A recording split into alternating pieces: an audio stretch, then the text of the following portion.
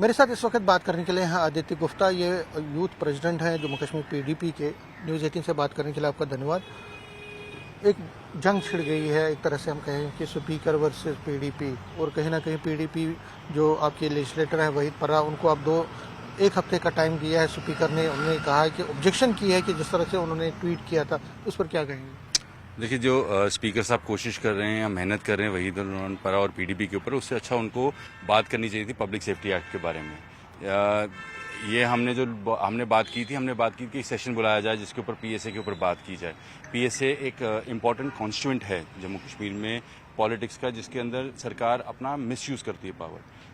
आप एक भी ऐसा कोई मौका दिखा दे जिसके अंदर जहां पर पीडीपी ने बात ना की हो पीएसए के बारे में। हालांकि स्पीकर को इस मौके को इस्तेमाल करना चाहिए था और होम मिनिस्टर को लिखना चाहिए था, बात करनी चाहिए थी एलजी को कि आपने अगर किसी एमएलए को डिटेन किया है जो उसका कस्टोडियन है, उसका हमारा एमएलए का कस्टोडियन स्पीकर है, तो आपको इन्फॉर्मेशन साझी करनी चाहिए थी या बात करनी चाहिए थी। क्या आप मेरे को एक भी ऐसा कम्युनिकेशन स्पीकर की तरफ से दिखा सकते हैं जिसमें उन्होंने कंडेम किया हो पीएसए का इस्तेमाल? कहीं उन्होंने ये कहा हो कि पीएसए को रिव्यू किया जाए, इसके कहीं पे भी नहीं किया। और उन चीज़ों से छुपने के लिए, just to deviate attention, he has issued this show cause notice. तो क्या लगता है आपको कि कहीं ना कहीं पॉलिटिकल है इसमें? लेकिन वो तो रूल्स का हवाला दे रहे हैं, 260 रूल का जो असेंबली प्रोसीडिंग्स का, वो कहते हैं कि उसमें नहीं है, हमारे पास पावर नहीं है कि हम रिवोक करें या स्लैब करें। देखें, स्पीकर जो हैं वो लेजिस्लेटर भी हैं और एक डेमोक्रेटिक प्रोसेस से इलेक्टेड रिप्रेजेंटेटिव भी हैं। अगर आप स्पीकर हैं तो आपके ऊपर you are empowered, you are in a position जहां पर आप बात कर सकते हैं। You can communicate directly with the LG, you can communicate with the home minister, tell them that see the MLA मेरी कस्टडी का है, he works under me, I can take care of lot of things. आप उसके बारे में बात करते थे असेंबली के अंदर। लेकिन स्पीकर की तरफ से बिल्कुल चुप्पी जो है वो that is something which is very uncalled for.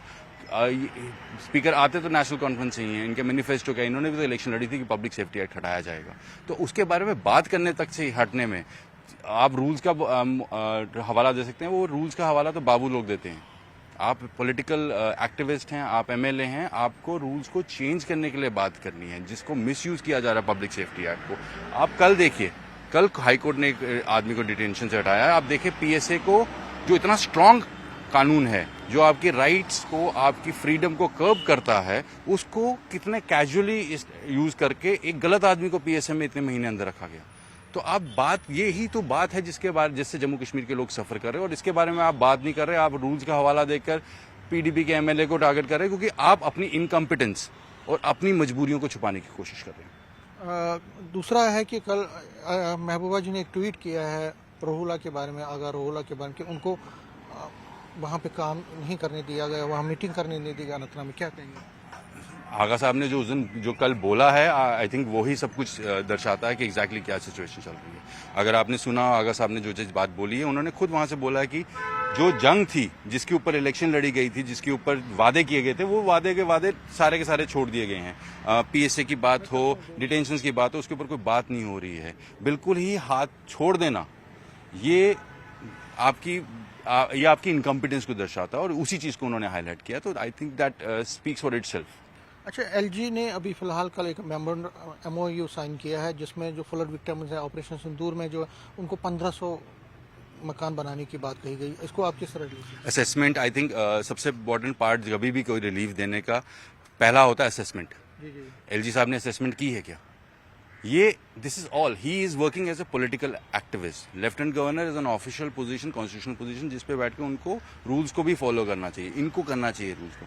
आपको कहीं ना कहीं असेसमेंट करना चाहिए, आपको पता होना चाहिए कि क्या आपने फ्लड असेसमेंट अगर लिखे, किसको आपने घर दे दो, क्या आप उसको भी डैमेज घर मान रहे हो, नहीं मान रहे हो? जैसे हम लोग डिमांड कर रहे हैं कि जिसके घर के अंदर पानी चढ़ा उसको भी डैमेज घर मानो।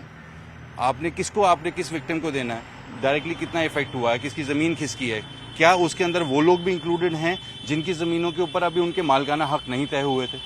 तो ये एलजी साहब ने जो किया है, इट इज गिमिक, कोई थॉट आफ्टर प्लान नहीं है। अगर आप मांगा जाए, जैसे पंजाब में दिया गया है हजारों करोड़ रुपया, वैसा तो नहीं दिया जा रहा है यहाँ पे। न्यूज़ 18 की बात करने के लिए शुक्रिया। कैमरामैन चांद के साथ में समीर भट्ट, न्यूज़ 18 जम्मू।